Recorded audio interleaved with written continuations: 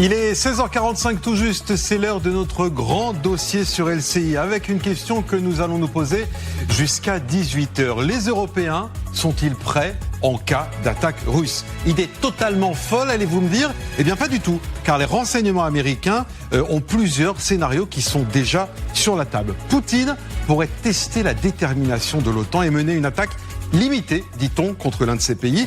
Cela irait de la cyberattaque à une intrusion terrestre. Comment pourrait-on se défendre? Les Américains seraient-ils prêts à un nouveau débarquement pour nous aider? Grand dossier avec nos invités, nos spécialistes. Mais d'abord, pourquoi Poutine serait-il tenté par un tel assaut? Peut-être bien parce que dans son propre pays, la guerre contre l'Ukraine ne fait plus l'unanimité. Poutine a du mal à faire accepter ses actions de guerre à la population, car celle-ci en subit quotidiennement les conséquences. Leurs activités professionnelles, leurs déplacements, leurs trajets quotidiens, leur vie de tous les jours ont changé, avec une hausse de 45% du prix du gaz, de l'essence et du diesel. Les gens se posent donc des questions. Il a donc besoin d'une victoire rapide. Une menace hybride potentielle est donc plus probable qu'auparavant.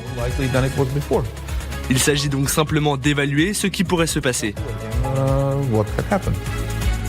Voilà, le décor de notre grand dossier est posé. Je vous présente les différents invités qui seront à mes côtés jusqu'à 18h pour en débattre et en discuter. Hélène Bonnet du service international de LCI qui est à mes côtés. Christine Dugouin-Clément, vous êtes chercheuse en géopolitique pour la chaire Normes et Risques. Damien Bancal qui sera également en direct avec nous dans quelques minutes, qui est journaliste spécialiste en cybersécurité. Et à ma gauche, Général Kuntz, spécialiste également des États-Unis et professeur. Mais d'abord, je vais me tourner... Olivier Kempf, pardon. Également à mes côtés, ancien général de l'armée de terre. Voilà. Brandon Warhead, je vais d'abord commencer avec vous parce que on va évoquer ces révélations de Wall Street Journal. Les services de renseignement américains tirent la sonnette d'alarme. Une attaque contre un pays de l'OTAN qui d'abord pourrait être visé. Vous avez des éléments à nous fournir. Effectivement, Benjamin. D'abord, avant d'entrer en profondeur, on va regarder une image. Une carte. La voici, les pays membres de l'OTAN, 32 au total. C'est intéressant de s'arrêter sur la partie est de l'Europe. Voici, parce que c'est là que se concentrent en ce moment toutes les inquiétudes. Vous l'avez dit, le Wall Street Journal nous dit que Vladimir Poutine pourrait tester la solidité de l'Alliance Atlantique dès cet automne. Ce serait donc une question de semaines. Alors oubliez totalement l'idée d'une guerre totale menée par la Russie. On parlerait de quelque chose de limité, de tester les limites, de semer des doutes dans cette organisation, parce que, avec notamment peut-être aussi des scénarios possibles évoqués par les renseignements américains, vous avez à la fois une cyberattaque ou encore une incursion tactique terrestre de faible ampleur. Alors l'intérêt, c'est aussi de mettre à l'épreuve cette organisation parce qu'elle repose sur un principe fondamental. Vous allez voir, c'est cet article 5.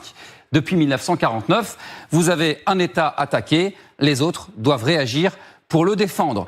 En ce qui concerne une invasion militaire, dans cet article, c'est assez clair. Beaucoup moins clair lorsqu'on parle d'une cyberattaque, d'un sabotage ou notamment d'une attaque hybride. Parce que ces derniers jours, les chiffres parlent d'eux-mêmes, les attaques se multiplient. On va voir justement le 26 juillet en Roumanie avec 3 drones abattus au-dessus de la mer Noire. Bucarest accuse Moscou. 4 jours plus tard, en Pologne, avec un missile qui s'écrase en territoire polonais. Varsovie s'en prend à Vladimir Poutine. Plus récemment, ce mercredi 5 août, en Allemagne, avec ce drone repéré sur le tarmac de l'aéroport de Leipzig, proche d'un avion ukrainien. Pendant plusieurs heures, les vols sont interrompus. On parle d'un niveau de menace inédit en Allemagne. Écoutez justement le ministre de l'Intérieur. Nous sommes ici confrontés à une opération qui pourrait également impliquer des puissances étrangères. Ce point fera l'objet d'enquêtes. Il s'agit clairement d'actions visant à semer un climat d'incertitude important en Allemagne, pas seulement dans les aéroports, mais aussi dans d'autres lieux. Ces actions ne se limitent pas aux drones. Brandon, pourquoi les services de renseignement américains se disent particulièrement inquiets face à ce type d'attaque? Il y a 2 raisons. La première, vous avez la Russie qui est sous pression en Ukraine. Et puis les États-Unis qui voient leur stock de munitions diminuer au fil des mois, au fil des semaines. D'abord par le transfert en direction de Kiev et parce qu'on a aussi frappé durement l'Iran. Regardez ces chiffres d'un dernier rapport publié aujourd'hui par nos confrères du Wall Street Journal.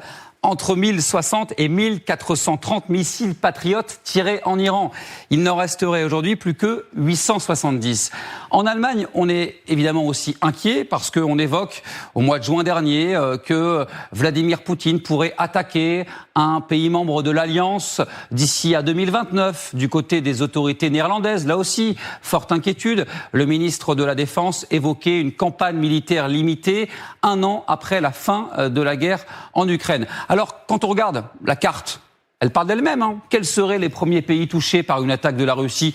Sans doute ceux les plus proches. Ça concerne les pays baltes. Ils sont plus petits, beaucoup plus vulnérables. Estonie, Lettonie, Lituanie. Et les responsables américains le disent, l'affirment Benjamin. Ils sont inquiets parce que un Vladimir Poutine dos au mur pourrait être un Vladimir Poutine beaucoup plus dangereux.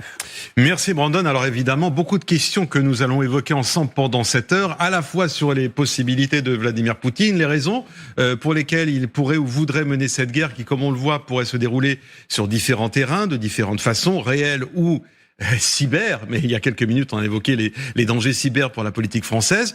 Et puis nous, ici en Europe, est-on prêt en cas d'une attaque russe, avec notamment les alliés américains? Olivier Kems, je vais commencer avec vous, pour me faire pardonner d'avoir écorché votre nom en ouverture de cette émission. On a la carte devant nous, les pays en rouge, Estonie, Lettonie, Lituanie, les pays frontaliers de la Russie. Mais l'Europe occidentale n'en est pas moins menacée dans ce schéma qui est dessiné par les Américains.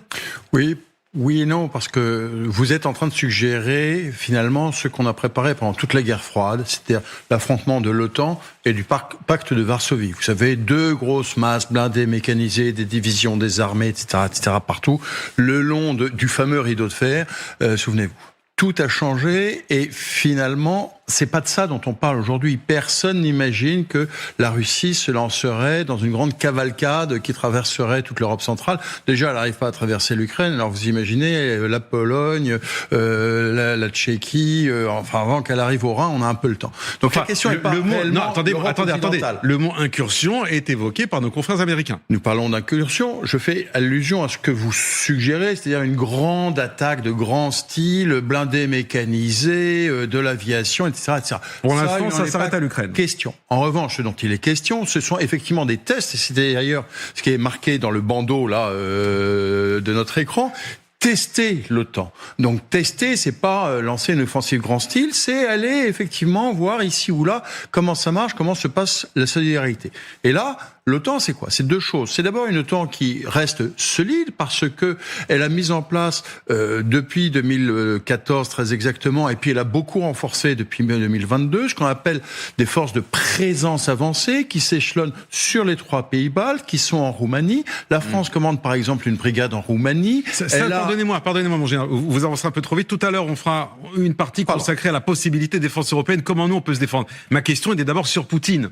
Son intérêt à lui, ses possibilités à lui, est-ce que véritablement il peut aller jusqu'à l'Europe occidentale, même si vous dites c'est pas l'attaque massive, est-ce qu'on peut imaginer une petite opération en France, en Allemagne, en Grande-Bretagne ? De petites opérations pour les tester, mais c'est pas ce qu'il va chercher. Ce qu'il va chercher d'abord, et c'est le point de fragilité, donc l'OTAN est dur parce qu'elle empêche malgré tout à la frontière de grosses incursions. En revanche, elle est fragile, notamment politiquement. Elle est fragile politiquement d'un point de vue transatlantique. Nous sortons du sommet de l'OTAN à Ankara, qui a eu lieu début juillet, et on a bien vu que la solidarité entre les 2 rives de l'Atlantique n'était pas au top. Mais à l'intérieur de l'Europe, il y a là aussi des fragilités. Et en fait, le vrai sujet de l'OTAN, et Brandon l'a rappelé en évoquant l'article 5, c'est tous pour un pour tous.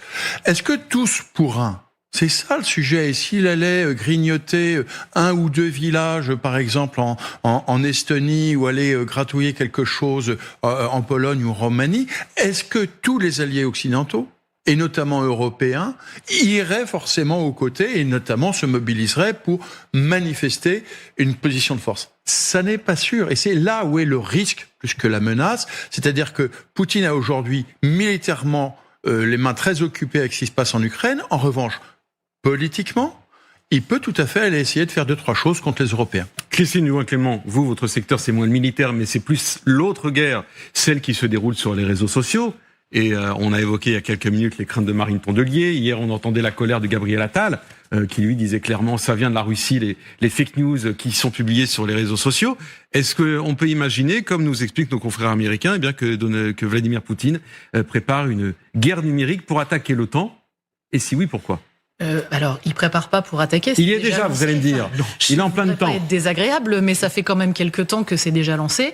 Alors, on peut le constater de manière effective sur les actes qui sont menés. Et puis, on a aussi eu plusieurs leaks de textes et de documents qui vous expliquent très clairement qu'on va aller essayer de faire de la déstabilisation, faire éventuellement des attaques ad hominem sur certaines personnalités de pouvoir. Donc, on est déjà dedans avec une approche qui va être très agile, qui est multivectorielle pour le coup, comme on pourrait le dire d'un point de vue militaire. C'est-à-dire que bien sûr il y a le volet numérique, mais on n'aura pas que le volet numérique. On va aussi faire de la reprise dans le monde physique de différentes façons, de différentes manières. On va aussi pouvoir utiliser, et ça c'est intégré dans cette approche, si vous voulez, d'influence et de dissuasion, pour ne pas dire de déception, pour reprendre un terme militaire cher aux militaires de ce plateau. Mais quand vous allez utiliser des drones et que vous allez faire par exemple du survol de drones, ce que vous faites, c'est une forme de projection de puissance. C'est-à-dire que vous allez bloquer un espace aérien par exemple, parce qu'un drone qui survole un aéroport civil, et votre mesure de protection, c'est plus rien n'arrive, plus rien ne ressort tant qu'on ne sait pas ce qui se passe globalement. Dans ce cas-là, vous allez avoir un impact réputationnel, vous allez avoir un impact financier, et vous avez réussi à perturber à une échelle beaucoup plus importante, à un coût assez faible finalement.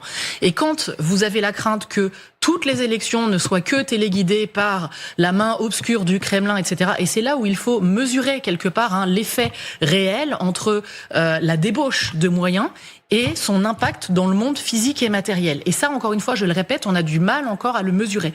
Il est pas nul, mais de là à dire qu'il est absolu, c'est peut-être pas aussi simple que ça, même si c'est en pleine évolution. On voit qu'il y a une montée à l'échelle qui est assez intéressante. Néanmoins, on va avoir une capacité de projeter une puissance en disant, regardez, nous sommes là, nous sommes en capacité de, ce qui permet aussi de minorer le fait qu'on n'avance pas comme on voudrait en Ukraine, ou on n'a pas réussi à pousser autant qu'on voudrait en Ukraine. Donc vous avez, si vous voulez, ces deux jeux-là qui vous permettent... C'est presque une diversion. C'est même pas, oui, alors c'est aussi ça peut être pris comme une diversion. J'irai pas jusque là. C'est surtout une façon de projeter votre puissance et de montrer quelque part uniquement que la mariée est belle, voyez-vous, et pas forcément l'arrière-cuisine qui est quand même beaucoup plus délicate. Et quand on repasse dans ce volet-là, pour moi, l'idée, et je rejoins le général là-dessus, c'est pas forcément demain à Paris comme aux grandes heures, même si on avait beaucoup joué sur de la reprise de narratif qu'on a vu dans les années 40 dans certains postes russes. Mais par contre, si vous faites une morsure dans un pays balte, sur Svalbard par exemple, qui est une île de dispute, qui est un petit peu perdue, qui est un peu loin de nous aussi quand même, vous mettez mine de rien l'OTAN au pied du mur. Et vous mettez pas que l'OTAN au pied du mur, vous mettez l'Union européenne au pied du mur. Et s'il n'y a pas de réaction, là où vous avez quelque chose qui est beaucoup plus important et qui dépasse la simple sphère européenne et même russe, c'est que vous, de facto, s'il n'y a pas de réaction ferme, crédible et robuste, ni de l'OTAN ni de l'Union européenne, ce que vous démontrez au Kremlin, c'est ça n'existe pas et on a réussi à changer l'ordre du monde. Alors prenons un exemple, Hélène Bonnet. On l'a vu il y a 48 heures, on est en Allemagne, donc juste à côté de chez nous, aéroport de Leipzig, découvert de ce drone. On est d'ailleurs à quelques mètres d'un cargo ukrainien, d'une compagnie ukrainienne, donc la symbolique est extrêmement forte. Est-ce qu'on peut mettre ça aussi dans le cadre de cette guerre de menaces russes, parce qu'il y a des questions qui se sont posées au moment où il y a eu cette découverte. Rien n'a explosé, mais peut-être la symbolique était là. C'était une manière de dire, regardez, on peut avancer loin en Europe occidentale si on le souhaite. Et ça fait partie effectivement de ces menaces, les survols de drones, ce drone explosif, les tentatives d'assassinat dont on parlait également hier contre des dirigeants d'entreprises. Tout ça participe d'un même mouvement. Après, quand on parle de s'emparer d'un territoire, c'est presque encore un cran au-dessus. Et c'est là que va peut-être plus se poser la question de l'article 5 de l'OTAN. Est-ce qu'on le déclenche? Est-ce qu'on le déclenche pas? Est-ce qu'on va envoyer la cavalerie pour le Svalbard, qui est un territoire où il n'y a pas grand monde à part des scientifiques. L'article 5, on le rappelle, c'est la solidarité entre les pays. Oui, alors, non, mais oui, évidemment. Je ne dis pas le contraire. Je vous ai pas entendu, vous avez dit quoi? Non, je disais ça compte les scientifiques, parce que c'est un intérêt personnel que voulez-vous. Non, moi je disais juste sur l'article 5, préciser aux gens qui nous regardent ce que c'est précisément. C'est justement la possibilité pour les pays de l'OTAN de se solliciter entre eux. Voilà, de se solliciter entre eux en cas d'attaque. C'était le cas, les États-Unis l'ont déclenché quand il y a eu le 11 septembre. Bon, après, c'était c'était une autre situation. Il y avait pas, on ne devait pas débarquer avec des moyens pour contrer une force extérieure. C'était un attentat, c'était très très précis. Mais en tout cas, la question va se poser. Et ça me fait penser, parce que on se tourne du côté des États-Unis en se posant la question, pourrait-il venir en aide à l'Europe et dans ce cas-là, est-ce que l'Europe elle-même va être solidaire entre elles? Je reprends toujours cet exemple, mais quand en France on discutait des garanties de sécurité pour l'Ukraine, c'était un sujet extrêmement sensible et on sentait que le président Macron était très prudent dans les mots et dans les explications qu'il donnait pour ne pas laisser croire aux gens qu'on allait envoyer des soldats français en première ligne, parce que c'est ça qui fait peur à une partie de l'opinion publique, de même que certains ont déjà des problèmes avec le fait d'aider l'Ukraine financièrement. Alors imaginez envoyer des Français se battre, alors que ce soit pour l'Ukraine, mais là en l'occurrence pour d'autres, un État balte, le Svalbard plus au nord, enfin voilà. Donc ça c'est ça qui risque de tendre les opinions publiques et de faire que cet article peut ne pas être honoré et la dissuasion de l'OTAN s'effondrer. Voilà, et sera évidemment comme interprété comme un signal de faiblesse du côté de Vladimir Poutine. Olivier Kempf, cet exemple allemand, voilà, découvert de drones explosifs à l'aéroport, à Leipzig, on n'est pas loin de la France, on est près de chez nous, on est en tout cas en Europe occidentale. Et ça donc pourrait le arriver en signal France. est clairement envoyé. Bon, est-ce qu'il aurait fallu donner une réponse après ça? Oui, mais laquelle? Dans le reportage qui parce que c'est peut-être un signal qui est envoyé. Ce missile russe, tout le monde a reconnu qu'il était russe, qui s'est échoué en Pologne la semaine dernière. On n'a même pas eu l'article 4. C'est-à-dire que les Polonais ont fait une enquête et ils n'ont même pas convoqué une réunion du Conseil de l'Atlantique Nord pour discuter du sujet. On est resté finalement assez plat. Pourquoi? Que dit le militaire? C'était une erreur? Non. C'est de la politique, c'est une décision politique. Mais oui, c'est de la politique, mais la politique, c'est aussi de montrer les muscles. Laissez-moi. Pourquoi est-ce que les Polonais n'ont pas fait ça? Parce que finalement, aujourd'hui, la question, c'est pas l'OTAN, la question, c'est l'Europe. Ce que disait Hélène, finalement, les derniers soutiens des Ukrainiens, c'est pas les Américains. Trump, il raconte tout ce qu'il veut, mais il ne veut rien faire. Ce sont les Européens, ce sont les derniers. Et parmi les Européens, vous avez les Allemands, vous avez les Norvégiens, les Suédois, pardon, vous avez les Français. Et donc, effectivement, dans une petite escalade sous le seuil de grandes conflictualités, de grandes guerres qui permettraient effectivement d'activer l'article 5, Poutine, la Russie, va aller tester, faire des morsures. J'aime beaucoup cette idée de morsure, de perturbation. Donc, on est en dessous, ça permet de gratouiller et surtout de tester la réaction des opinions publiques. Or, constatez que les opinions publiques ne sont pas finalement vent debout contre cette menace russe et ces perturbations d'origine russe. Je reviens sur la Pologne. Regardez les différends qu'il y a aujourd'hui entre la Pologne, qui est pourtant à la frontière, qui est aux premières loges, et l'Ukraine, et on sent bien que cette tension entre la Pologne et l'Ukraine fait que même la Pologne fait attention à ne pas monter le ton trop fort. Ça dit aussi quelque chose, mais Christine Hougois-Clément, tout à l'heure, quand je vous posais la question, vous me disiez, de toute façon, cette guerre, on est déjà dedans depuis longtemps, et les Russes n'ont pas attendu l'annonce américaine pour provoquer sur Internet quelques troubles. Alors, pourquoi aujourd'hui les Américains font part de cette inquiétude plus grande que jamais ? Alors, on a une évolution de toute façon dans cette conflictualité qui est liée à plusieurs choses, notamment aux technologies qu'on va pouvoir déployer et puis au fait que, si vous voulez, on a plusieurs grandes étapes quand on va parler d'utilisation des nouvelles technologies de manière globale et en les mélangeant toutes dans des approches informationnelles. On a une grosse prise de conscience qui s'appelle Cambridge Analytica en 2016 où on se dit oh là là mon Dieu ça peut arriver, tentative d'ingérence dans les élections américaines pour mémoire. On a des montées en puissance en 2017, les élections présidentielles françaises, des élections en Allemagne, l'Union européenne qui alerte là-dessus. Et puis on a la gradation avec le conflit en Ukraine à propos duquel la Russie jurait la main sur le cœur qu'elle n'était strictement pas impliquée. Et quand il y avait des militaires, c'était juste qu'ils passaient leurs vacances où ils voulaient ou que quelque part lire une carte c'est compliqué et que parfois on a traversé la frontière sans complètement faire exprès. Ça rappelle un peu la 7e compagnie, mais c'est pas grave, allons-y. Et puis en 2022, vous avez effectivement cette explosion et là on y va de manière ouverte, qui se passe pas comme prévu dans les premiers mois quand même. La plus grande armée, et d'autres que moi pourraient en parler longtemps, mais la plus grande armée du monde quand même donne pas les résultats que l'on veut, aussi bien que ce soit en termes de logistique, d'avancée, de planification, peu importe. Mais par contre, ce qu'on déploie de manière massives, c'est des opérations d'ingérence et des opérations informationnelles. Et on va tester des choses. On va restructurer en interne la façon de le faire. On va développer le continuum des acteurs. Et puis, les nouvelles technologies arrivent. L'IA de 2022 n'a plus rien à voir avec l'IA d'aujourd'hui. Même dans D'où peut-être le message américain. Bien sûr. Si l'inquiétude aujourd'hui est d'autant plus grande, c'est que les troubles qui seront causés par la Russie seront peut-être 10 fois plus grands sur les réseaux sociaux grâce à la performance de l'IA. Qui est bluffante. C'est-à-dire qu'aujourd'hui, on peut faire dire tout et n'importe quoi par des personnalités politiques. Vous allez avoir une crise de ce qu'est un fait et d'une crise de ce en quoi vous croyez. Donc ce que vous risquez d'avoir, c'est un désengagement à peu près global de toute population qui ne va plus croire absolument en rien, parce que sur qu'est-ce que l'on peut avoir, qu'est-ce que l'on ne peut pas avoir. Moi, j'ai entendu de certains de mes étudiants, donc qui sont quand même la génération de demain, nous sommes le passé qui marche quelque part, qui vous disent, écoutez, nous sommes le passé qui marche. C'est un peu ça. Et la génération mes étudiants sont vraiment la génération de demain qui va hériter de ce que l'on met aujourd'hui. Voulez-vous, il faut être réaliste. Même si on a 27 ans pour la vie, je suis très jeune, je n'en doute pas.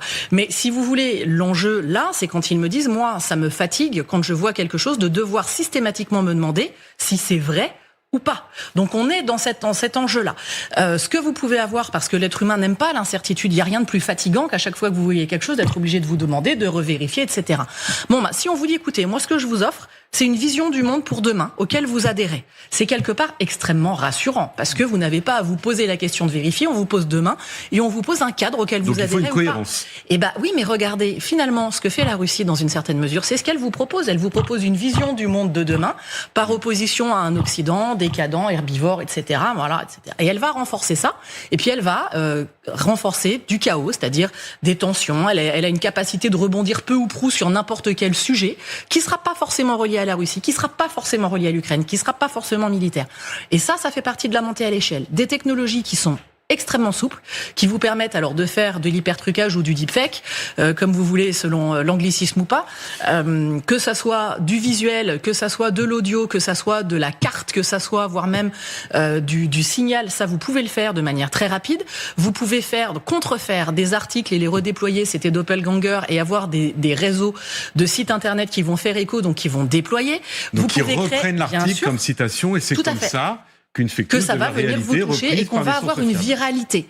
Et puis je précise, les IA derrière, ceux qu'on utilise aujourd'hui pour vérifier une information, savoir si elle est vraie ou fausse, pour dire oui c'est vrai, puisqu'il y a des articles qui le reprennent. La question c'est, alors ça c'est ce qu'on appelle l'IA grooming dans les LLM, donc ChatGPT, Gemini, Claude, etc. Si vous voulez, qui finalement sont des outils statistiques globalement, qui sont aussi entraînés pour vous faire plaisir. Faut quand même s'en rappeler ça à la fin. Faut que la réponse convienne. Mais je pense que pour les gens qui nous regardent, c'est déjà un degré d'IA qu'ils peuvent à peu près comprendre. Par contre, on n'est pas tous spécialistes de l'IA, mais on a compris qu'aujourd'hui l'IA c'est ce qui nous permet, par exemple, quand on est sur X, c'est bien de dire tiens gros, qu'est-ce que c'est vrai, l'info ou pas qui se Écoutez, je vais vous donner un exemple extrêmement très vite, simple. on avance.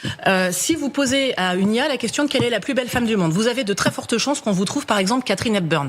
Pourquoi ? Parce que vous allez avoir beaucoup plus de documents, de photos ou quoi que ce soit de Katharine Hepburn, parce que à partir des années 50-60, je sais plus trop, et que vous allez la retrouver. Vous aurez beaucoup moins d'images par exemple de femmes africaines. Ça veut pas dire que, c'est juste que dans la base de données, vous aurez une surreprésentation, et que cette surreprésentation, elle va vous arriver. Donc ça peut faire partir aussi des fake news qui seront envoyées par la Russie aux pays occidentaux. Ça a été une tentative. Il y a des travaux sur les entreprises pour limiter ce IA grooming, mais c'est perfectible. Il y a les IA et puis il y a la guerre, celle des armes. Et écoutez d'ailleurs, Donald Tusk, donc là cette fois-ci c'est le Premier ministre polonais, qui pour lui cette guerre c'est une réalité. Et d'ailleurs la Pologne s'y prépare.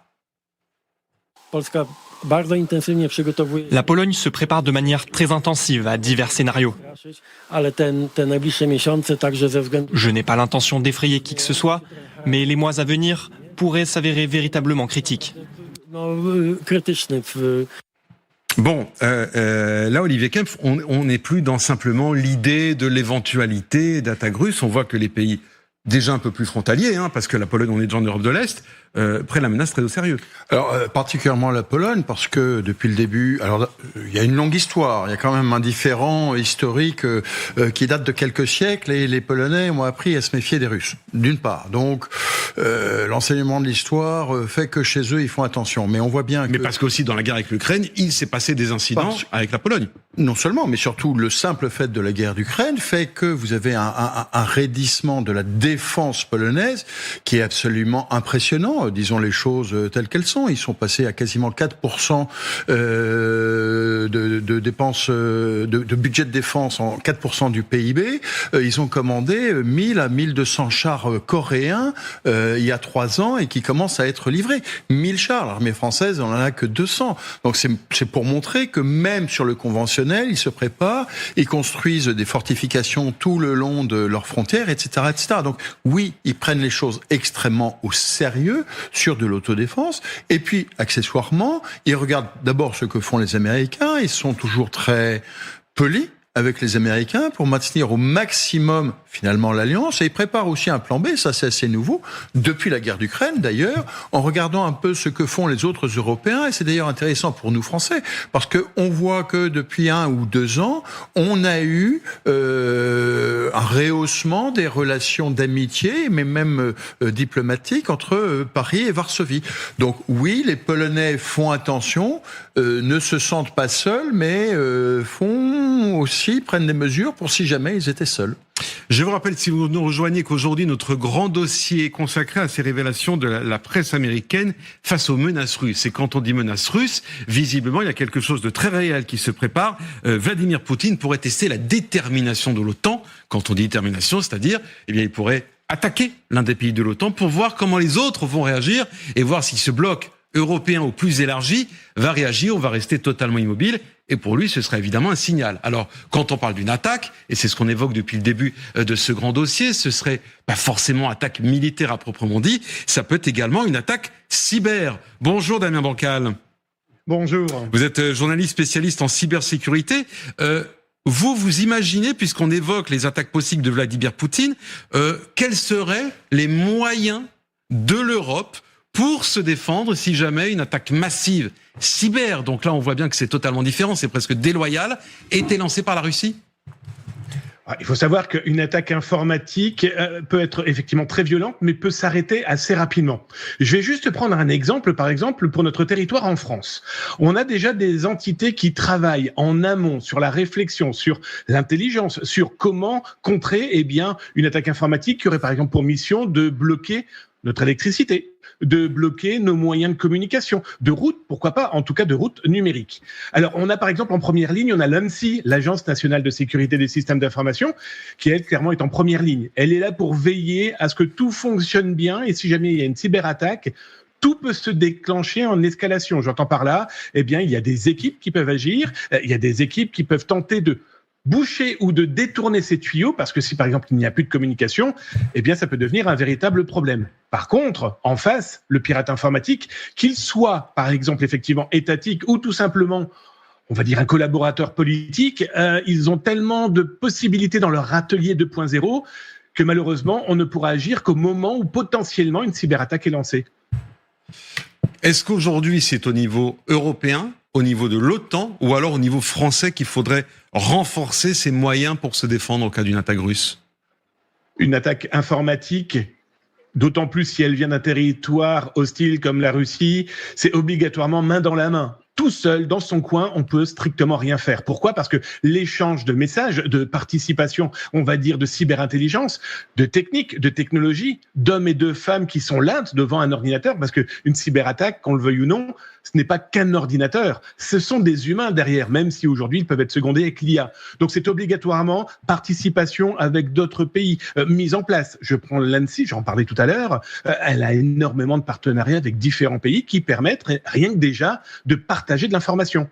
Donc de ce côté-là, on sait qu'on est prêt. Et après la défense, qui peut être aussi offensive, on peut les citer, mais comme cyber, il est là. Il y a aujourd'hui des sections militaires françaises qui travaillent sur la réponse de la défense, mais potentiellement aussi de l'offensive numérique. Oui. Pardon, je vais essayer de trouver un exemple très concret, très pragmatique pour les gens qui nous regardent.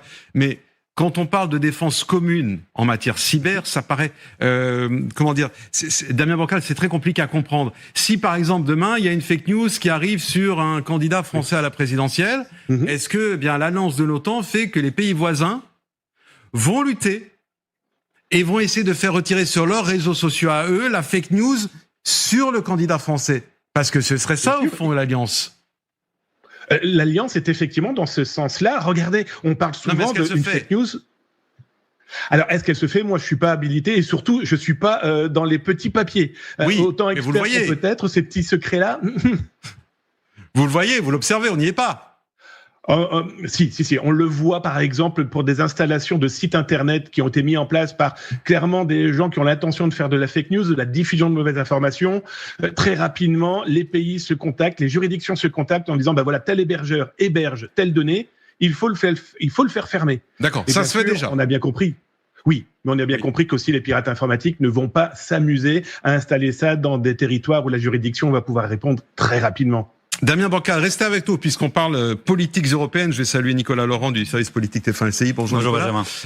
Sébastien Lecornu lui-même a pris cette menace très au sérieux ces derniers jours. Oui, globalement, l'exécutif est en première ligne sur ce sujet. Il y a eu un projet de loi qui a été présenté en Conseil des ministres, c'était en juillet dernier, où on a concrètement renforcé les sanctions sur ceux qui diffusent des fausses informations. Ils ont triplé les peines, par exemple, on risque désormais 3 ans de prison et 45 000 € d'amende. C'est un vrai sujet, d'autant que tous les partis ou presque sont concernés. 3 ans de prison, 45 000 € 45 000 € d'amende. Pour une personne qui relayerait des fake news. Exactement. Ils ont triplé.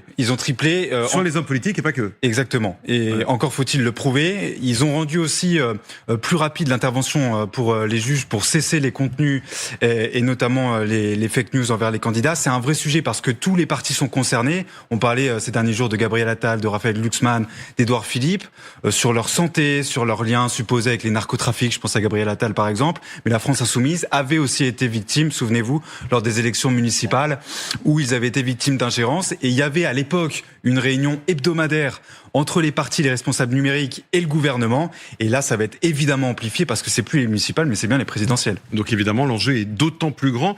Christine Dugouin-Clément, quand vous entendez ça, est-ce que vous dites aujourd'hui les politiques sont à la manœuvre comme il le faut, ils sont à jour sur l'ampleur du danger et aussi la manière dont il faut y répondre? Pour moi, déjà, il faut différencier plusieurs choses. Quand on parle de cyberattaques, vous allez avoir ce qui relève de l'influence, de l'informationnel, et ce qui va relever des attaques sur les systèmes. Par exemple, des infrastructures critiques, coucher un hôpital, coucher un système électrique, peu importe. Et ça, précisons-le, parce qu'on n'évoque pas depuis le début de cette émission, mais ça peut faire partie aussi de cette guerre que Vladimir Poutine pourrait lancer sur l'OTAN. Alors, ça pourrait en faire partie, ça peut en faire partie de différentes manières. Le cas ukrainien, il est assez intéressant là-dessus, puisque on craignait quand même d'avoir un petit peu une guerre quasiment à la Matrix avec Neo, et en ayant une vague massive d'attaques cyber. Et puis, alors, on en a eu, bien sûr, on a eu beaucoup de wipers, donc des logiciels qui écrasent toutes les données, si vous voulez, un peu comme le rançongiciel, sauf que finalement, même si vous donnez la rançon, les données sont écrasées, on vous les rend pas. Mais ce que l'on a pu voir aussi, c'est que c'est extrêmement compliqué d'aller coordonner une opération militaire plus une opération cyber. Le cyber est un domaine assez jeune, et que finalement le cyber seul va pas suffire à gagner une guerre militairement sur le terrain.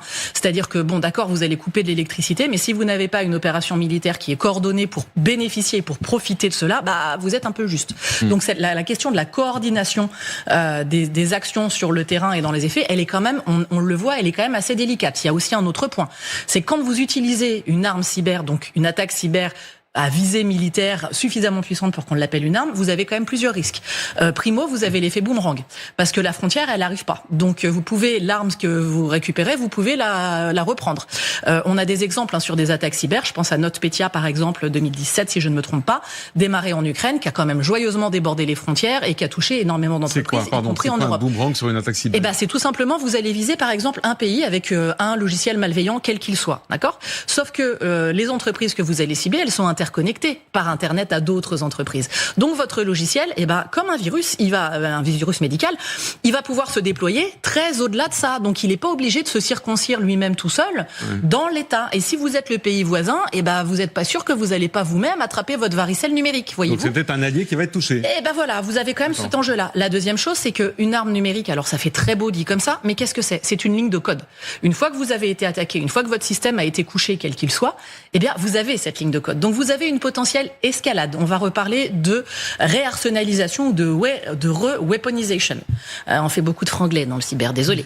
C'est-à-dire que vous allez prendre votre code, vous allez le rendre J'espère que plus ceux efficace. qui nous regardent ne sont pas perdus. Essayez d'être concrètes. Oui, typiquement, vous allez prendre une attaque. On va reprendre l'exemple d'un code malveillant qui vous attaque.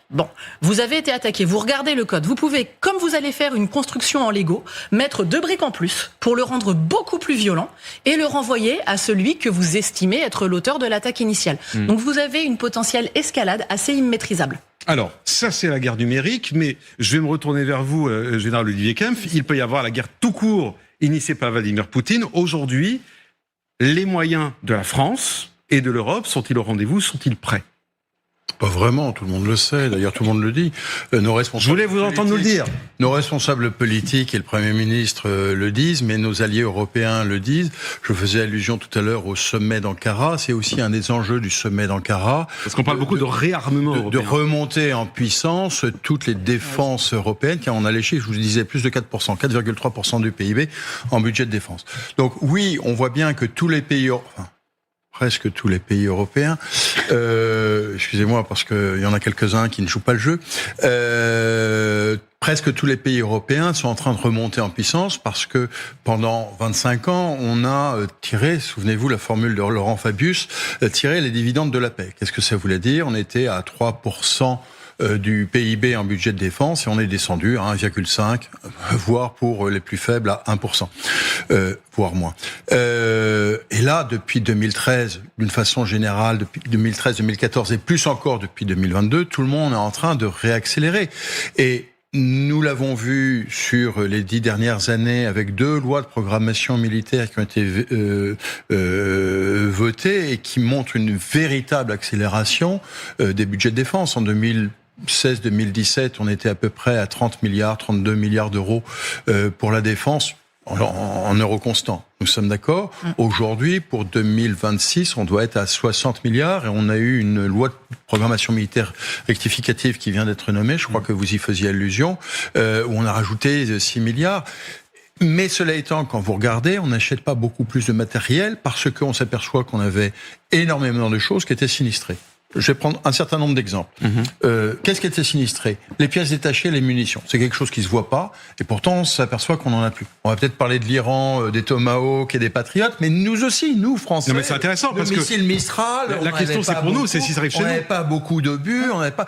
Tout à l'heure, j'ai fait allusion 200 chars, et sur les 200 chars en ligne, je suis pas sûr qu'il y en ait 200 qui marchent.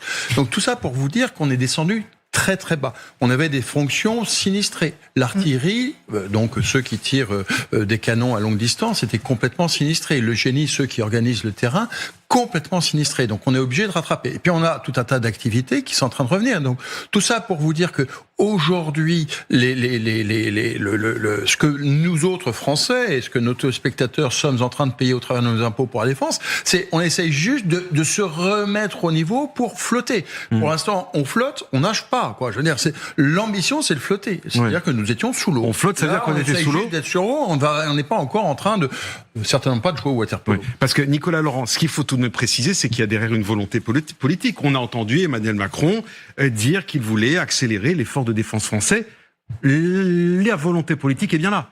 Oui, il y a un mantra de son second quinquennat. Il répétait souvent, pour être libre, il faut être craint. Et donc, effectivement, il a, le général le disait, doublé le budget des armées. Alors, on peut effectivement dire que ce n'est pas assez.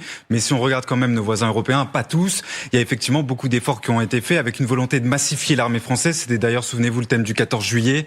Jamais autant de soldats ont défilé, jamais autant de chars sur les Champs-Élysées. Volonté aussi de moderniser cette armée. Déjà, le message était envoyé à Moscou. Exactement. À Moscou, avec cette idée toujours, et ça, c'est le message d'Emmanuel Macron, mais il n'a pas attendu la guerre en Ukraine.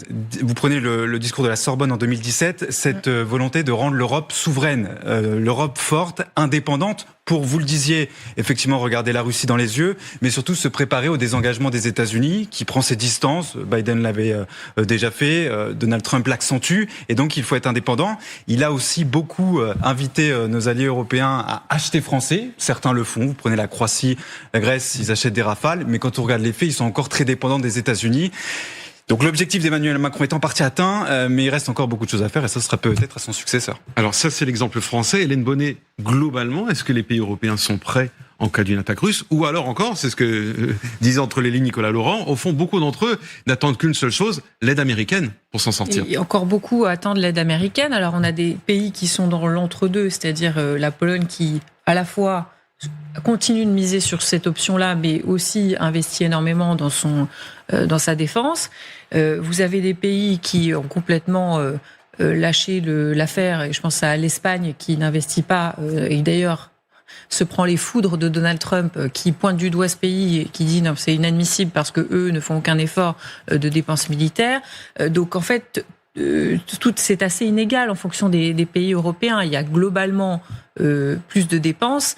Mais si on prend, et voilà, tout le monde ne le fait pas au même niveau, avec la même implication, mais aussi parce que il n'est pas forcément positionné géographiquement de la même manière. C'est sûr que vous ne ressentez pas le besoin de la même manière si vous êtes la Pologne, un État balte ou la Finlande, que si vous êtes le Portugal ou l'Espagne. Mais justement, là, vous soulevez, Hélène Bonnet, quelque chose de très important. Est-ce qu'on a tort, au fond, parce qu'il y a la distance avec Moscou, de se considérer comme moins en danger? Parce que, par exemple, regardez ce que font nos voisins allemands. Eux, ils prennent la menace très, très au sérieux. Et le chancelier le rappelle, c'est une priorité aujourd'hui pour le pays. Au sein du nouveau groupe de pilotage stratégique récemment créé, nous examinons quel ensemble de capacités nous pouvons mobiliser pour renforcer davantage notre dissuasion commune à l'avenir. Et parallèlement à ce travail sur une doctrine conjointe, nous associerons également des forces conventionnelles allemandes à un exercice nucléaire mené par les forces armées françaises avant la fin de l'année. Alors, le chancelier allemand parle de doctrine conjointe, et après je vais reposer la question générale derrière, on a presque l'impression que c'est l'Allemagne qui a le lead. Oui, mais ils dépensent beaucoup, ils avancent un peu seuls, on a l'impression, en tout cas ces derniers temps. Mais juste un mot sur, on disait, se sentir concerné ou pas. Alors l'Allemagne n'est pas forcément la plus proche de la Russie géographiquement, mais en revanche, son soutien à l'Ukraine est très important. Donc à ce titre, elle fait partie des cibles, et c'est pour ça qu'on assiste. On a eu cette affaire du drone explosif. Il y a eu d'autres faits qui sont apparus, et encore hier, quelqu'un qui a été arrêté, alors un ressortissant ukrainien parce qu'il a pris des photos d'une entreprise d'armement. Donc il y a tout un tas de provocations, de tentatives de déstabilisation qui ont lieu sur l'Allemagne parce que l'Allemagne est un acteur engagé auprès de l'Ukraine. Je vais me tourner vers le général. Est-ce que l'Allemagne est juste un acteur engagé, ou alors est-ce que vous êtes béat d'admiration face à Berlin qui semble peut-être prendre un petit peu plus à bras-le-corps la menace? Qu'elle prenne à bras-le-corps plus la menace, le risque, le nouvel environnement, oui. Ça remonte d'ailleurs avant Friedrich Merz, ça remonte à Olaf Scholz qui avait parlé de Zeitenwende, c'est-à-dire les temps changent, le changement de l'environnement. Il avait été plus prudent, même s'il avait sorti une nouvelle stratégie nationale. Merz est arrivé, il parle très fort, Friedrich Merz, on va dire ça comme ça, mais il prend aussi les actions. Donc il a sorti lui aussi une nouvelle stratégie, mais qui est beaucoup plus active, et puis surtout il a mis les moyens en face finalement des missions. C'est-à-dire qu'il dit écoutez, on va dépenser 100 milliards d'euros par an dans la défense. Nous, je vous ai dit, on est à 60 milliards, on va monter à 70, 75. On risque d'avoir un retard, surtout que nous on a payé une dissuasion, ce que les Allemands n'ont pas. En revanche, le seul problème, c'est que les Allemands ils partent d'encore plus bas que nous. Je veux dire, parce que nous avions réussi à conserver une armée complète, une armée qui avait une expérience opérationnelle, qui avait la culture, malgré tout, du combat, alors et donc des capacités logistiques, d'adaptation, etc., alors que les Allemands, c'est pas du tout ça. Donc ils ont énormément de problèmes. Sauf que eux, ils ont une volonté, c'est de devenir l'armée conventionnelle la plus puissante d'Europe. Oui, alors quand il y a une volonté, il y a un chemin. Il y a loin de la parole à la réalité. Et quand vous regardez l'armée allemande, elle est quand même en grande difficulté, même si elle a beaucoup d'argent, parce qu'il y a des problèmes d'organisation, vous avez des problèmes de logistique, vous avez des problèmes de formation, vous avez des problèmes de recrutement. Et puis, qui dit acheter quoi? Et on s'aperçoit que les Allemands, finalement, veulent, comme toujours, j'ai envie de dire, acheter beaucoup d'armements américain, justement, et on revient à la Pologne, pour garantir finalement cette liaison germano-américaine qui fait partie profondément de la culture politique. Donc oui, il y a de l'ambition, oui, il y a la volonté de Merz de dire « je suis un leader européen », mais on s'aperçoit que ce leader européen veut finalement pas changer grand-chose, puisque finalement il veut toujours rester dans un alignement américain. Dernière chose, je vous en prie. Je dis souvent à mes étudiants, moi aussi j'ai des étudiants, je dis souvent, l'Allemagne c'est pas une géopolitique, c'est une géoéconomie. Et derrière ce calcul des 100 milliards, il y a aussi la volonté de transformer l'appareil industriel allemand qui aujourd'hui est dans un état en grande difficulté, on le voit avec l'industrie automobile, parce que l'énergie moins chère, parce que effondrement du marché chinois, parce que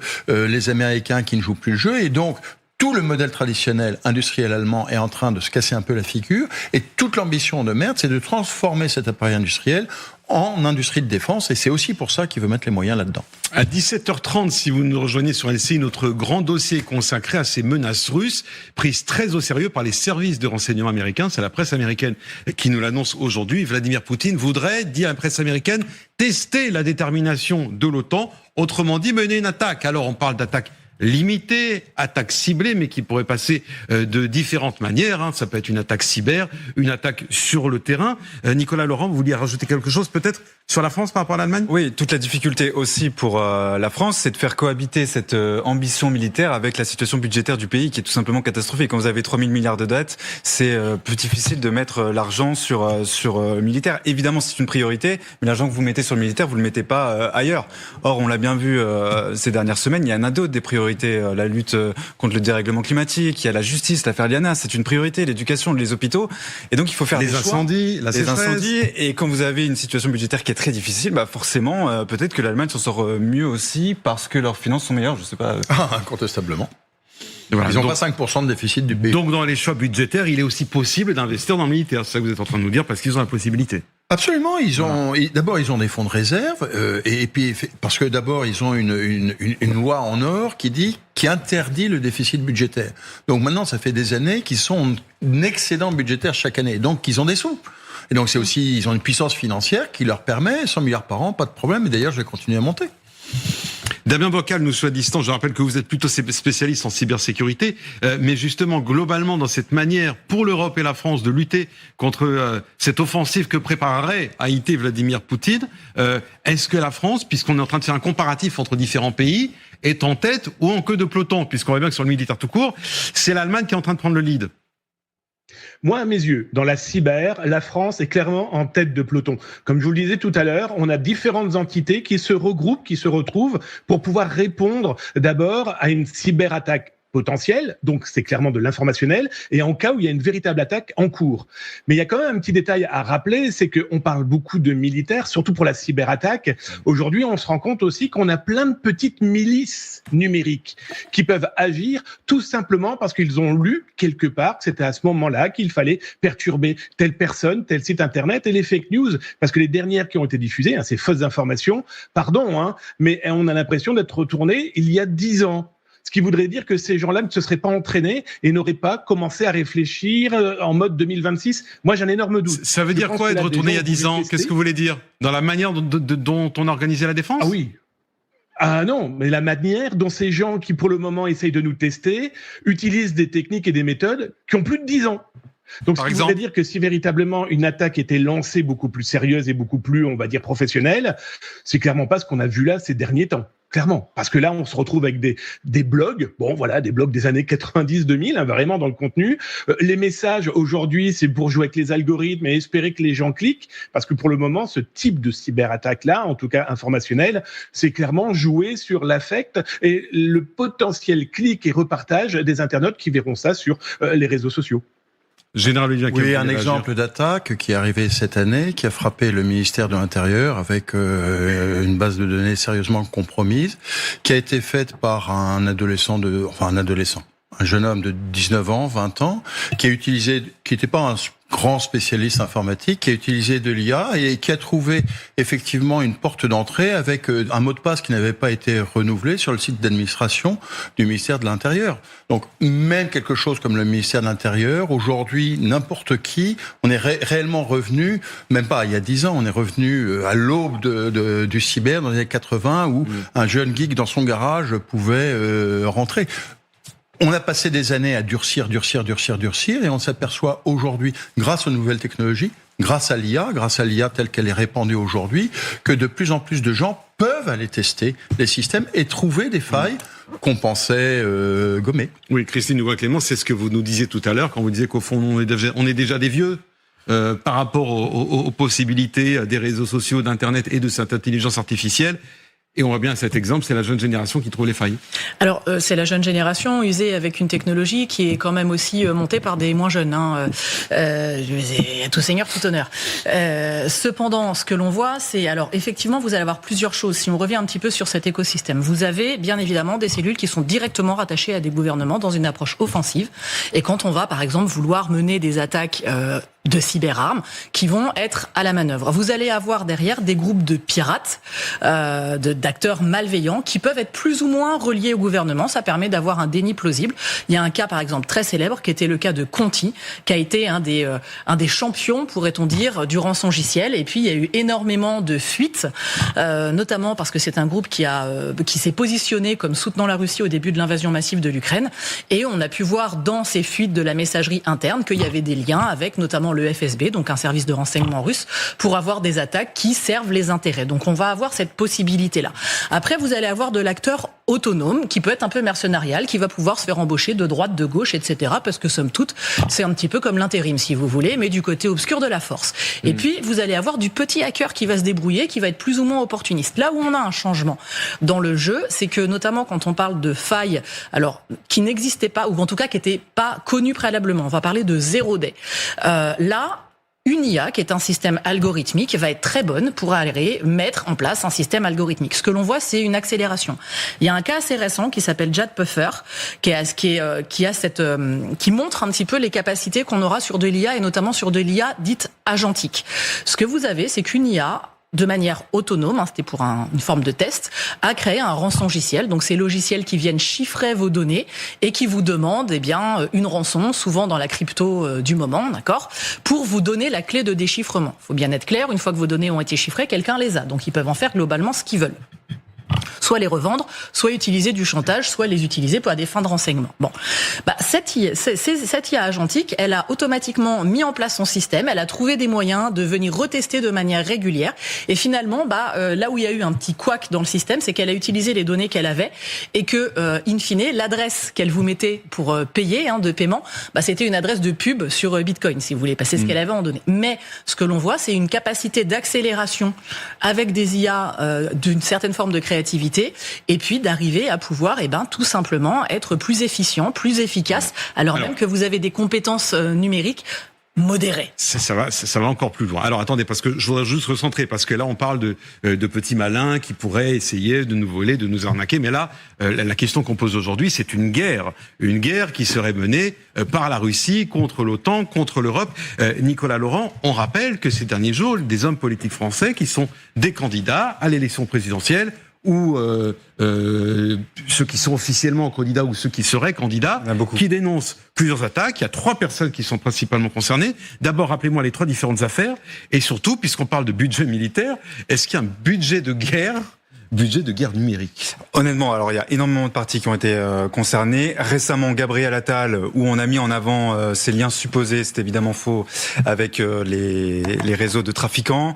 Raphaël Glucksmann Raphaël Glucksmann a été ciblé avec sa compagne Léa Salamé, et Édouard Philippe, c'était des rumeurs sur sa soi-disant maladie, ce qui était évidemment faux. Alors ça paraît grossier quand on voit ces unes type Le Parisien avec Gabriel Attal en gros et ses liens avec les réseaux de trafiquants. Évidemment, quand on suit l'actualité, on sait que c'est faux. Maintenant, on peut imaginer, sans les prendre pour des débiles, mais un électorat très jeune qui suit l'actualité avec beaucoup de distance dans la dernière ligne droite de l'élection présidentielle, il peut être un petit peu influencé. Mais ça reste évidemment grossier. Il y a des ingérences, en revanche, qui sont plus subtiles.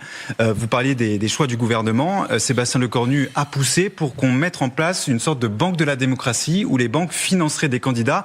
Pourquoi je vous en parle? Parce que ça éviterait, par exemple, à une Marine Le Pen qui ne trouve pas de prêt, d'aller chercher un prêt dans une banque russe, ou comme elle l'avait fait en 2017, ou dans une banque hongroise, comme elle avait fait en 2022. Et pour Matignon, ça c'est un risque de voir une candidate vraiment être potentiellement sous l'influence d'une puissance étrangère que serait la Russie ou la Hongrie. Donc c'est une piste également. Alors dans cette guerre, il y a question de la France, il y a question de l'Europe, de l'OTAN et de l'unité de cette Europe et de cette OTAN. Et ça, c'est ce que souhaitait Emmanuel Macron. On l'écoute.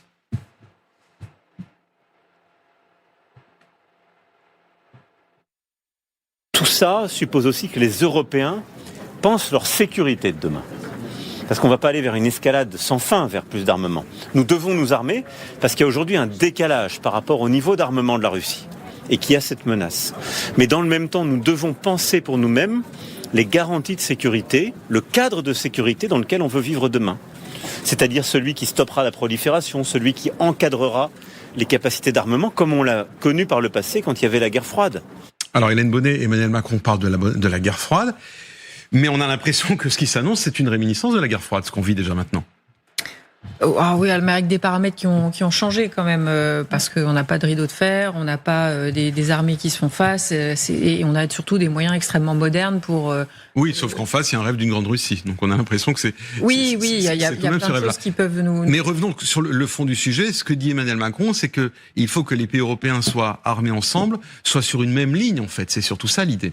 Oui, mais ça paraît compliqué. On le voit là sur le budget militaire, on le voit sur le rapport aux États-Unis, on le voit sur tout un tas de choses. C'est compliqué d'avoir cette unité européenne. Donc, ça va tout ça. Même s'il y a des efforts pour aller dans un sens commun, il y a la prise de conscience sans doute qu'il va falloir avancer ensemble. Tout ça va prendre beaucoup de temps et la difficulté, c'est que toutes ces technologies, toutes ces techniques pour se déstabiliser évoluent très très rapidement. Donc les moyens, le temps que nous on mette en place les bons moyens, etc., on est rapidement dépassé. Alors vous parlez des États-Unis. Eh bien justement, je voudrais juste qu'on se tourne parce qu'on a un invité qui vient de nous rejoindre à vos côtés. Bonjour Hélène Kuntz. Bonjour. Vous êtes spécialiste des États-Unis et justement quand on parle de cette presse américaine qui nous dit attention, oui, il peut y avoir une guerre ciblée, précise, menée par Vladimir Poutine contre l'OTAN, contre l'un des pays de l'OTAN, le réflexe aussi est de se dire de toute façon il y a les États-Unis qui sont derrière pour nous protéger. Alors, il ne faut pas compter sur les États-Unis par les temps qui courent. On peut compter sur Donald Trump ? On ne peut absolument pas compter sur Donald Trump. Les Américains ne peuvent pas compter sur lui non plus. Et je rebondis sur cette idée de cyberattaque. Vous savez, depuis cette semaine, il y a des cyberattaques en cours sur le réseau de distribution d'eau dans le Minnesota. Et qu'est-ce qu'il a jugé bon de se dire à Donald Trump? Alors, ses propres services de renseignement disent que c'est probablement, sans validation totale pour l'instant, une attaque iranienne, contre ce réseau. Il dit pas du tout. Il dit, c'est le gouverneur de Minnesota, parce que je le déteste. C'est ainsi qu'il parle. Vous voyez, ce n'est pas du tout un vocabulaire adapté à la situation, Donald Trump. Mais c'est ainsi qu'il réagit à quelque chose d'aussi sérieux que cette cyberattaque. Qu'est-ce que ça dit? Ça dit que Donald Trump va lui-même créer des fake news?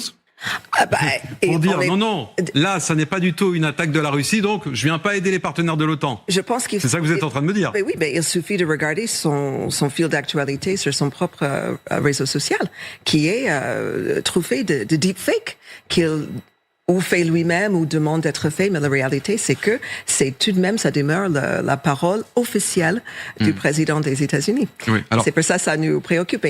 Aussi, sur le cyber, alors, Pete Hegseth, qui est notre secrétaire de défense, il a tout bonnement limogé le responsable cyber au mois de décembre, quelques semaines avant de faire des frappes. Et aussi, il y avait une cellule au FBI spécialiste d'Iran. Donc, si vous voulez, on est dans beaucoup de contradictions aux États-Unis. On dit que, on est vraiment sur la sécurité, on est vraiment dans une hyper-militarisation, mais juste derrière, on a du mal à prendre au sérieux. Alors, je voudrais qu'on avance avec vous dans ce débat, parce qu'on s'interrogeait il y a quelques instants sur les possibilités de la France, si elle était prête, si elle était armée, si l'OTAN était armée. Mais avançons dans notre émission et interrogeons-nous sur les États-Unis. Oui. Parce que quand vous me dites que Donald Trump n'a pas comme priorité désormais de défendre ses partenaires de l'OTAN et ses alliés européens, est-ce que c'est parce qu'il ne le veut pas, pour des raisons politiques, géopolitiques, il est occupé par une autre guerre, la guerre avec l'Iran, ou parce qu'il ne peut pas? Et que, d'ailleurs, il l'a annoncé hier, il veut poursuivre tous ceux qui inventeraient des fake news, journalistes et hommes qui feraient fuiter les informations selon lesquelles, les États-Unis ne sont pas suffisamment armés. Oui, effectivement, c'est le Washington Post qui a dévoilé cette conversation très rude qu'il aurait eue avec Pete Hegseth. Et, vous voyez encore une contradiction. Si il dit d'emblée que c'est du fake news, soit, mais il dit aussi que ces mêmes personnes qui ont dit du fake news doivent être poursuivis, mis en prison. Ils se sont traîtres. Donc, soit c'est fake, soit c'est pas fake. Je ne suis pas sûre s'il est convaincu. En tout cas, nous sommes visiblement sur un problème aux États-Unis de nos stocks d'armes. Et est-ce que Pete Hegseth avait du mal à bien comprendre la situation? Est-ce qu'il était en difficulté avec ses propres équipes? Maintenant, il se retourne vers son député, Sir Pete Hegseth. Donc, si vous voulez, c'est depuis le 8 avril que notre secrétaire de défense aux États-Unis a dit et il a déclaré, c'était une conférence de presse, que tous les cibles militaires de l'Iran ont été détruits. Voilà. Donc, tout ce qu'il fait depuis le 8 avril, en tout cas, il y a beaucoup d'Américains qui estiment que c'est plus secrétaire de guerre, elle aime dire ça, mais ça n'a jamais été validé par le Congrès, secrétaire de crimes de guerre potentiellement, parce que s'il dit lui-même que tous les cibles militaires ont été éliminés, qu'est-ce qu'on fait là? Hélène Bonnet, il y a quand même l'intention américaine de montrer aujourd'hui qu'il y a un appareil industriel qui est fort, qui est puissant, pour qu'il y ait justement cette puissance américaine retrouvée. Mais ça va être pourquoi? Ça va être uniquement pour American First? Ou alors, pour maintenir en tout cas les intérêts de l'Amérique en priorité. Donc après, il y a énormément de dossiers. Donald Trump est intervenu en Iran, il est intervenu au Venezuela, il est intervenu... il y a cette idée qu'il a aussi un affrontement à mener avec la Chine et qu'il faut être prêt aussi et avoir des moyens. Vous avez devancé ma question. Voilà. Est-ce que pour aujourd'hui, cet armement de Donald Trump, c'est pour ses partenaires de l'OTAN face à la Russie ou pas du tout? C'est parce que lui, il veut face à la Chine montrer qu'il reste le numéro 1. Absolument. C'est cette idée-là et puis se tenir prêt à faire face à une autre crise, quelle qu'elle soit. Donc la difficulté, c'est que là, il a dépensé beaucoup de munitions dans ce conflit au Moyen-Orient et que le temps, parce que à côté, les États-Unis construisent des usines d'armement, etc. Mais j'écoutais encore un expert militaire américain hier qui expliquait que tout ça, les stocks de munitions ne pourraient pas être remis à flot avant 2029. Donc il se passe quoi s'il y a une énorme crise, quelle qu'elle soit, entre maintenant et 2029? C'est ça la difficulté que Donald Trump est en train de découvrir peut-être, parce que sur la question de Pete Hegseth, la question c'est est-ce que Donald Trump a été bien prévenu et bien mis au fait de la situation? Est-ce qu'il a voulu l'entendre aussi? C'est aussi une autre question. D'ailleurs, il dit que c'est pas lui. Il dit que c'est Biden. Oui, regardez, alors ça c'est intéressant. Je donne la parole, mais je voudrais qu'on l'entende quand même, parce que Donald Trump, dans la mauvaise foi que vous évoquiez tout à l'heure, Hélène Coutts, pour justifier s'il doit intervenir ou pas, même quand il intervient, il dit attendez, s'il y a plus d'armes, s'il y a plus de munitions, c'est pas de ma faute, c'est la faute aux autres. Zelensky affirme que son pays a désespérément besoin de missiles à longue portée ou de ses batteries missiles patriotes. Est-ce que c'est quelque chose? Eh bien, nous aussi, on veut des missiles. Biden leur en a donné tellement. Biden leur en a donné pour 300 milliards de dollars de munitions. Quand je suis parti, nos stocks étaient pleins, mais il en a donné une grande partie. Et maintenant, nous sommes en train de les reconstituer. Nous utilisons des munitions très puissantes, de très bonne qualité. Mais nous n'aurions pas été obligés de les utiliser, nous aurions pu utiliser autre chose, car celles-ci sont d'un modèle un peu plus ancien. Hélène Bonnet, quel talent oratoire, c'est pas possible, toujours une pirouette pour s'en sortir. C'est toujours, en fait, je vous disais à l'instant, c'est Biden, c'est le parapluie préféré de Donald Trump. C'est dès qu'il y a un souci, il y a quelque chose qui marche pas, hop, il sort l'excuse de Biden. Juste une précision, sur sa base électorale, ça marche. Parce que quand on les interroge, qu'on leur dit mais regardez, ça c'est peut-être pas exactement comme Donald Trump vous l'avait promis. Oui, mais attendez, parce qu'avant sous Biden c'était compliqué. Donc ce discours a encore une prise sur une partie de l'électorat. Hélène Coutts, c'est important ça. Est-ce que l'électorat américain le soutient dans ce langage? Et surtout, si demain il y a une attaque russe contre l'un des pays de l'OTAN, est-ce que l'électorat américain soutiendrait Donald Trump s'il venait à aider l'un des pays? Alors, vous avez raison, hein. Le dernier sondage CNN dit qu'il y a à peu près 25% d'Américains qui sont d'accord avec comment Donald Trump mène la guerre. Mais, dedans, ça fait 75% des républicains. Donc, sa base est toujours acquise à sa cause. Et je pense que le peuple américain est tout de même très sensible actuellement au coût de cette guerre. Vous avez évoqué un petit peu tout à l'heure les coûts astronomique. Alors, n'oublions pas que Pete Hegseth était devant le Congrès en demandant 1,5 milliard de dollars, dont 67 milliards, là, tout de suite, hein, parce que ça urge. Et comme vous avez dit, 2 ans pour livrer un missile Patriot à coût de 4 millions de pièces. Donc, si vous voulez, si l'économie américaine marchait bien, on sera peut-être plus à l'aise. Mais vraiment, c'est extrêmement difficile. Le coût de cette guerre est tous les jours juste pour aller faire le plein. Il y a le coût de cette guerre, mais si on veut être aussi honnête, il faut dire qu'il y a un coût, il y a un investissement aussi qui est annoncé par Donald Trump. Oui, mais Pete Hegseth a bien dit pour ces 5 000 milliards que c'est une transformation générationnelle et ils le voient bien comme un investissement. Mais le problème, c'est que ils ont dilapidé le stock et par ailleurs, on est conscient qu'on a perdu nos amis de partout dans le monde, que voilà, qui soutient sincèrement les États-Unis aujourd'hui. Même les Américains, vous savez, on n'avait pas de problème à proprement dit, ni avec Venezuela, ni avec l'Iran. Et les choses qui ont été promises pour l'Iran ne sont pas. Il n'y avait pas de problème avec l'Iran. Pardon. Oui, il y avait un problème avec l'Iran. L'Iran promettait d'éliminer le petit Satan et le grand Satan. Oui, il y avait un problème. Oui, mais alors, on a dit qu'on allait intervenir pour aider le peuple iranien, chose pas faite, que c'était pour changement de régime. Pas fait non plus. Et éliminer la menace balistique et nucléaire, on n'y est pas, vous avez raison. Voilà. Général Olivier Kempf, j'ai envie de une fois qu'on a dit tout ça, est-ce que vous voulez répondre d'abord? Répondez, oui. Je vous pose la question après. Ouais, peut-être que je vais répondre à votre question sans le savoir. J'ai envie de revenir sur cette histoire de munitions et de délai. Parce que finalement, c'est ce qui relie la situation aux États-Unis, la situation qu'on a évoquée juste avant en Europe et la situation en Russie. Qu'est-ce à dire? C'est-à-dire que on peut avoir des stocks, mais une fois qu'on se lance dans une guerre et qu'on s'aperçoit que ça dure, on s'aperçoit qu'une guerre, ça se garde avec la logistique et que derrière cette logistique, il y a de l'industrie. Et que l'industrie, le cycle industriel, c'est 3 ans. Et c'est ce que sont en train de constater, de découvrir à leurs dépens les Américains, c'est-à-dire que leur stock de Patriot est descendu à 800, ils n'en ont plus que 800, et donc du coup, maintenant, c'est une ressource très rare, mais qu'il leur faut 2 à 3 ans pour en reconstruire. Les Européens, les Français, tout le débat qu'on a eu tout à l'heure quand je vous ai dit, écoutez, qu'est-ce qui se passe? On a été sous l'eau, on est juste au niveau de l'eau, et c'est pas demain. Il va falloir encore 2-3 ans avant qu'on puisse jouer au water polo. Je me tourne vers l'Ukraine et la Russie. Qu'est-ce qu'on observe de la part des deux pays d'ailleurs, des Ukrainiens comme des Russes, que à partir de 2023, ils ont tous les deux transformé leur système d'industriel et de défense, et que l'on voit aujourd'hui des deux côtés, aussi bien du côté des Ukrainiens avec Flashpoint que du côté de l'industrie russe, que maintenant ils sont en train de produire en plein patin. C'est-à-dire que aujourd'hui, pour prendre un exemple, les Russes sont en train de construire 100 missiles balistiques par mois.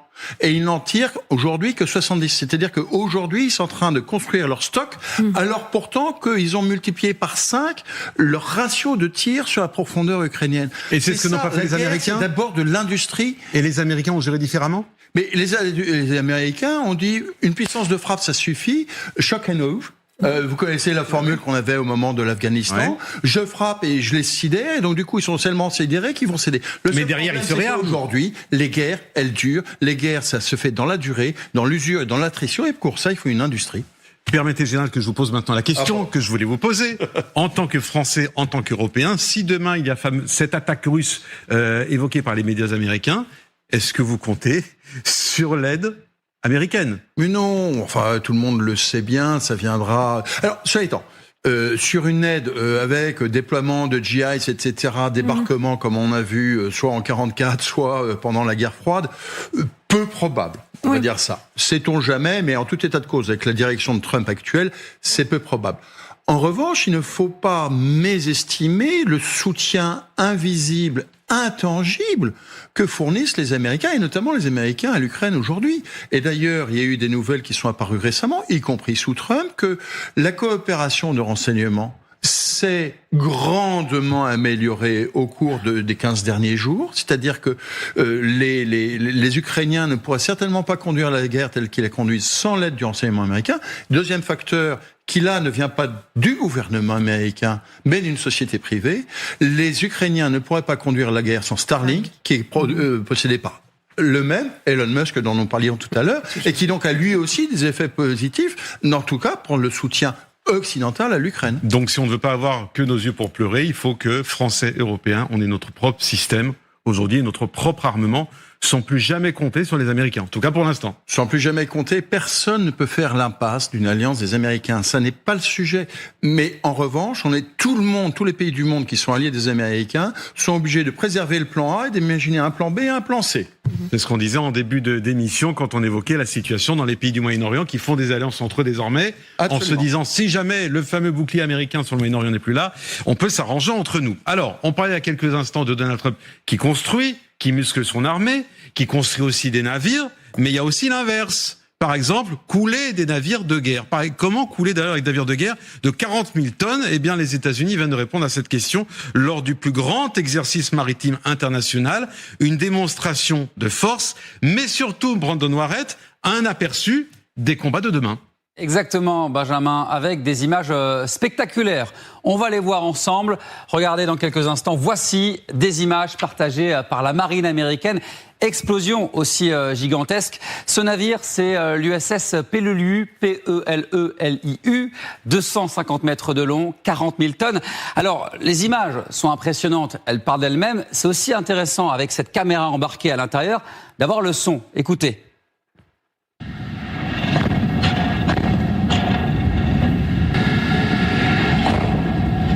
Voilà, le son à l'impact, très important, que l'on entend. C'est assez rare d'avoir ce genre d'image et ce genre aussi de son. Le navire que vous voyez ici a été lancé en 1978. Alors, ça se passe où ? Nous sommes là, en plein cœur de l'océan Pacifique, proche d'Hawaï, environ 90 km. On respecte les règles environnementales. Il terminera sous mer, plutôt 4570 mètres au total.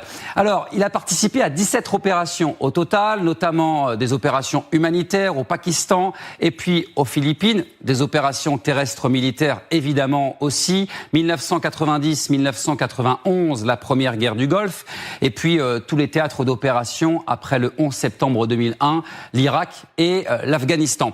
Alors on voit aussi ces tirs déjà de missiles. Mais ce qui est assez intéressant de s'arrêter aussi, c'est les tirs notamment de drones maritimes autonomes que l'on voit dans un second temps, là aussi chargés d'explosifs. Image assez incroyable de voir aussi cet impact. On s'enfonce directement pour toucher ce navire au total. Alors la question qu'on peut se poser, c'est pourquoi attaquer un tel navire d'une telle envergure ? Parce que les Américains s'inspirent tout simplement des autorités ukrainiennes, ce qu'ils font en mer Noire, face à la flotte russe, avec des drones qui coûtent quelques centaines de milliers de dollars, face à notamment des navires à plusieurs centaines de millions de dollars. Pour vous donner une idée, ce navire qui a été désarmé en 2015 coûte, si on tient compte évidemment de l'inflation au fil des années et des décennies, 1,5 milliard de dollars. C'est seulement 2 fois moins cher que le porte-avions Charles de Gaulle. Voilà ce genre d'exercices militaires qui sont menés tous les 2 ans à Hawaï entre différents pays, avec des navires, des sous-marins et des militaires. Des images qui nous disent aussi que, même en mer, les drones peuvent transformer le cours de la guerre. Merci beaucoup Brandon. Les images sont impressionnantes, le son l'est tout autant. Mon général, un commentaire sur une opération. Pardon, j'ai aussi un commentaire plus personnel. C'est pas très écologique tout ça. Non. Parce que ces énormes navires qui finissent en mer, on dit oui, c'est à 4000 mètres de profondeur, mais tout de même, les pauvres poissons, ils ont un nouveau voisin un peu envahissant. Alors ça dépasse réellement. Oui, je mets également, mais aujourd'hui, quand on a des machines comme ça, je peux aussi faire un commentaire qui dépasse le cadre de la guerre. L'armée américaine. Mais cela étant, mettez-vous à la place des professionnels. Donc là, je suis terrien, c'est une affaire de marine, donc je suis assez loin de ces choses-là, mais essayez d'aller voir en conditions réelles sur un bâtiment qui était probablement un bâtiment de soutien, voir que font les faits de torpilles, de missiles, de drones, avec des capteurs pour mesurer, etc. C'est aussi grâce à ça que vous allez pouvoir augmenter 2 choses. D'une part, l'efficacité des défenses, parce que ce qui est intéressant, vous voyez, c'est que ça perce en plusieurs endroits. Vous vous dites, mais pourquoi ça coule pas directement ? Parce que vous avez des systèmes de caissons, de tranches. Je crois que les marins parlent de tranches, qui sont étanches, qui fait que si vous avez une tranche, une voie d'eau dans une tranche, et ben tout le bateau ne coule pas parce qu'il y a qu'une tranche qui est isolée. Donc là, ils tapent dans différentes tranches successives. Ça permet donc d'observer la capacité de réaction et de durée du bateau face à des impacts, mais ça permet également d'améliorer la précision et l'efficacité des objets qui vont rentrer. Dernier mot sur les drones. Effectivement, on parle beaucoup de drones marins, de drones en milieu maritime, sachant que quand vous discutez avec les marins, ils vous disent qu'ils ont aujourd'hui 3 menaces. Ils ont des drones qui sont sous l'eau, alors rarement à grande profondeur, mais en général juste en dessous de l'eau, mais qui sont indétectables. C'est un peu comme des torpilles. Vous avez des drones qui sont finalement comme des vaisseaux. C'est ce qu'on a vu, c'est celui qu'on a vu, qui sont effectivement des choses qui flottent, c'est un peu ce on a vu en Ukraine, et puis on commence à voir aussi des drones qui sont au-dessus de l'eau, soit de reconnaissance et soit potentiellement de frappe. C'est-à-dire que les marins ont ce problème, face aux drones en milieu maritime, d'avoir 3 menaces, une sous-marine, une sur la mer et une au-dessus de la mer. Eh bien, écoutez, ce sera le mot de la fin. Merci, Général Olivier Kempf, d'avoir été avec nous dans ce débat. Merci, Hélène Coutts. Merci à vous. On comprend que vous avez beaucoup d'inquiétudes, malgré votre bel accent américain, sur ce qui se passe aux États-Unis. C'est terrifiant.